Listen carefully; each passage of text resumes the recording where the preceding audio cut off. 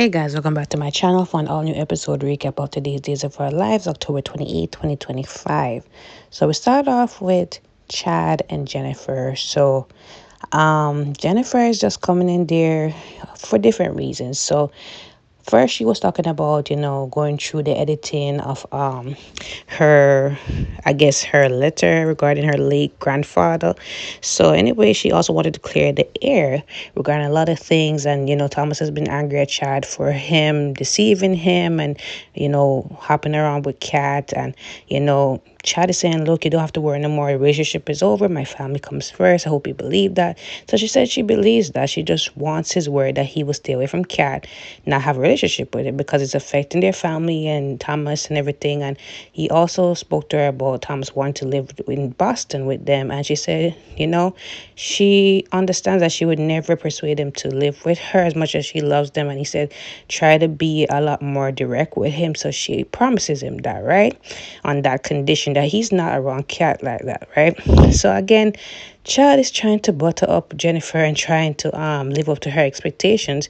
And she can't seem to understand that he was with Kat in any type of way, especially that, maybe he was just, caught up in the moment, her pretending to be Abigail, and he only was with her because of his love for Abigail. Because he claims to say it's just feelings and all of that, but again, Jennifer in her mind thinks it's all about his love for her daughter. Again, Chad is a grown man. At the end of the day, like, he can make his own decisions and he doesn't have to ask Jennifer, Julia, or any rest of the family for their permission, right? He's open and free to do his own thing. He needs a life too. But again, Chad is just trying to keep the peace. So speaking of keeping the peace, JJ comes in and sees Theo and he asks for a few minutes, but Theo has somewhere to be. So he allows him to, get out what he needs to get out and what's on his mind. So, JJ said he's been thinking about their encounter during the night of the blackout, and he was contemplating putting a resignation letter, but again, Jada talked him out of it. So he is taking a leave of absence and he's seeing the police psychiatrist, and he wants Theo's permission, basically, if he can go back on the force or not, because he didn't know it affected him that much. And, he feels bad about it. He doesn't want to ruin their friendship for the sake of the job. He thought that he was clear to go back on the force. He thought that Theo and him were really cool, but obviously not. So Theo said he doesn't want that pressure to make the decision for him. It's all on him. He doesn't want Paulina or Jada to really come at him because there is a shortage of police detectives. And again, it is on JJ, right? So JJ again feels bad and he's in this sunken mood that he's upset Theo again. He's a grown man, and like Theo said, it's his choice, right? So Theo said that he has somewhere to be, a meeting, whatever, and JJ is just really feeling down about the whole thing. But again, Theo, I actually gave him points for how he was acting business-wise, but otherwise he just acts like a kid with a chip on his shoulder. He needs to get over it, because if he was really over it years ago with the whole shooting, I forgave him. At the end of the day, like, why does it bother him so much that JJ is back on the force? And why didn't he come clear with that? That again, at the end of the day, like, he just needs to get over it. Stop having this chip on the shoulder and feeling like, oh gosh, somebody owes you something all the time. It's just like when his father said that he was going to represent this troubled kid that used to bully Theo, and Theo feels a type of way about it. And now I see where Theo gets it from with Abe, because Abe is upset at Paulina for her opinion and her actually supporting Theo with something. Like, come on. But anyways, back to Kat and EJ. So on yesterday's episode, we found out that Tony's actually missing.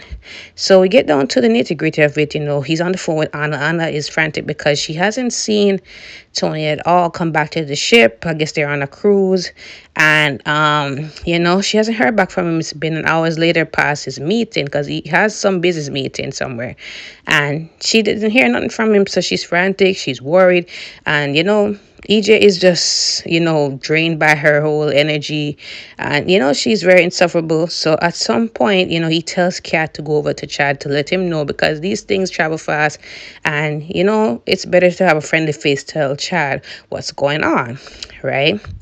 So moving forward, because that really was nothing to it. So I get that Xander is upset about his marriage imploding and him not possibly being in Victoria's life. But at the same time, he was on some defeatist energy, and I do not like that for my guy Xander. He needs to snap out of it and get back to the Xander that, really don't give a damn about nothing else but just, doing what he needs to do for himself. And, he goes over to see Marlena, and Marlena was expecting him and Sarah to be in couples therapy, but, Xander said that's not going to work out because Sarah's filed for divorce and also for sole custody, which I think is just a wrong move on Sarah's part, because regardless of how you personally feel and that you're heartbroken, you should not take that role away from Xander. Like, let's not be in our emotions that much when making those kind of constructive decisions, right? So anyways, he talks to Marlena a little bit more about why it's happened and that he needed to come clean with her, because he didn't tell Marlena exactly that he was responsible for assaulting Philip, and Maggie was actually the one to confront him, and he, you know, ended up actually being honest towards Sarah. And yeah, so now he's in limbo with the two of them. They're not talking to him. They do not like to be around him, and he can't blame nothing on them, because he blames himself. He hates himself more, and he understands why Sarah is doing what she's doing and that she has nothing to atone for. I'm sorry, nothing to atone for. If she didn't lie to you about this forged letter from Philip from the get-go, you guys would not be in this position. But at the end of the day, it had to come out somehow, because you guys are definitely not right for each other, even after all the years together. Like, I am hoping and praying that Xander finds somebody to his liking, to his standard, because Sarah wants too much from him and she knows who he is. She should learn to, if she's marrying somebody, she accepts him flaws and all, right? It is not that deep for you to walk away from this, right? Because he's been doing the work, and yes, he has probably made mistakes, but he's not perfect, and neither are you. And you act as if you're never to be atoned for nothing. You're never accountable. And yeah, I don't get it, right? It's just beyond me why nobody calls Sarah out, except for probably Gwen, right? But Xander needs to get back to that point where, he needs to fix himself, as Marlena says, focus on himself, and then see where it goes, if he ends up with Sarah or not. But he has a reason to fight for, and that's his daughter. And I hope he does get the lawyer to really fight on his behalf so that he can even have, 50-50 custody, because what Sarah is doing is ridiculous. He asks Marlena to help him through this whole thing, and she agrees as long as there's complete transparency. And I'm rooting for him to just work on himself, for himself, and not really for Sarah, and for his daughter as well. There was a short conversation between Theo and EJ, he's briefed on what's happening with Tony, so he's worried because him and Tony were supposed to brainstorm how they're gonna make the next move after this merger between Demira and Titan is undone. So EJ offers his support or guidance with that, and he's saying, like, no offense, but this was between me and Uncle Tony, and you're here wrapped up here. So he just said, look, like, when tragedies or travesties like this happen, you always need somebody else to kind of help to, make this business work, right? So anyways, he gets a call from Anna again. Anna turns out that she find Tony, and Tony was on an extended meeting and all that. And of course, Anna is behaving insufferable as usual, and he lets Theo know as well, right? So he's happy that things worked out, but I didn't understand what's the purpose of this. Is it that he's gonna come back as Andre because of this whole quote unquote disappearance act? Let's see. So Chad and Jennifer are talking, and he assures Jennifer that he has no interest of getting back together with Kat. That's been over. Kat walks in on that. It's a little bit awkward. So Kat said, I'm sorry to be here, but EJ sent me over to tell you that your brother Tony is missing. So Chad is frantic. He's like, what could have possibly happened, right? So on that note, Kat leaves and apologizes for being there. At the end of the day, like, it is what it is. And Chad said we'd wrap up this conversation with Jennifer. Jennifer understands. He said he's gonna call EJ to find out what's going on, and he apologizes for Kat being here because he didn't know she was gonna pop up. So she said she understands. She could tell that it wasn't planned or anything. So she's just happy that he's sticking to his decision, and she knows that they are gonna see each other. It's a small town, right? So anyways, he did end up going to Kat. He sees Kat in the square. Kat is presumably on the phone with Rafe, telling Rafe about Tony's disappearance, and also, for him to look into that some more, get in contact with the bureau and all of that, that she will get in contact with ISA. So she sees Chad lurking, and she hangs up the phone, pretends to talk to EJ and everything, reschedule some client, whatever. So Chad said, you didn't have to hang up on my account. So she said, it's okay. So anyways, she apologizes for popping up like that, especially with Jennifer there. And he said, don't worry about it. We already spoke, and Jennifer understands that we're going to see each other around. It's a small town.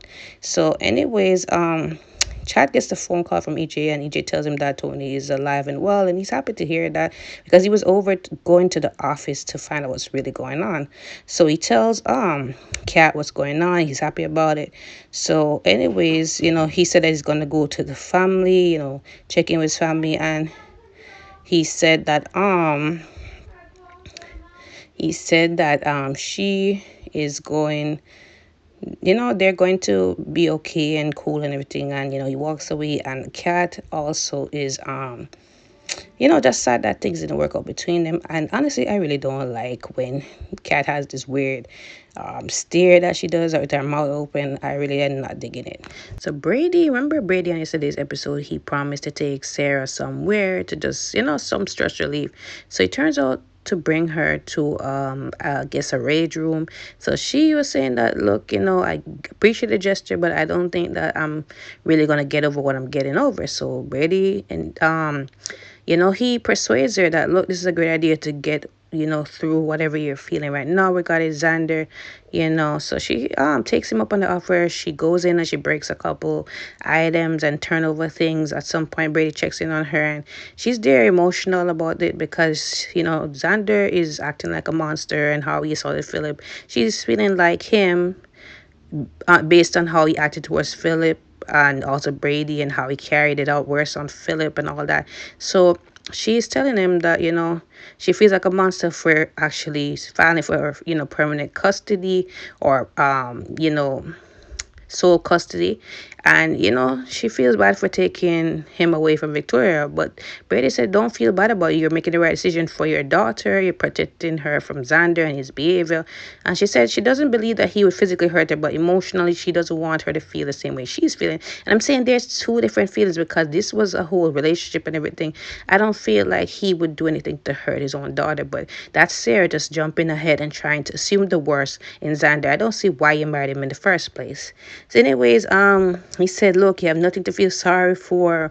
It's all Xander and whatever. And I'm just so tired of people not holding this woman accountable, right? But anyway, she appreciates him for bringing her here, and she feels a lot better venting and breaking stuff and all that.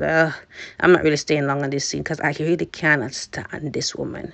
Then you have Brady that's actually, tends to blame Kristen for everything. And if only he knew the real reason why Kristen was at jail and why she did what she did for their daughter. But he's going to be looking real sorry later on. So JJ was at home. Jennifer can see that something's wrong with him. So JJ came clean. And he tells Jennifer that, look, I haven't been honest. So I ran into Theo on the night of the blackout, and, I guess, things went left, and, Theo is still angry at me for everything that happened past the shooting, and he's angry at me for being on the force. And I've been wrestling whether or not I need to go on the force. I took an extended leave of absence, and I'm, going to therapy and everything, but I'm still wondering if I should go on the force or not, and I'm feeling real bad about it. So Jennifer is sorry that he didn't come to her at first, and, look, hopefully something can work out with your friendship, right? That was really it. Nothing more, nothing less. They're just making JJ be very uninteresting to really see. Like I said, his back in the day scenes in 2000s was really worth looking out for. I don't see what they're doing with him. But anyways, that was it, guys. Don't forget to like, follow, and subscribe to my channel. Comment below your thoughts on today's episode. I will see you guys tomorrow.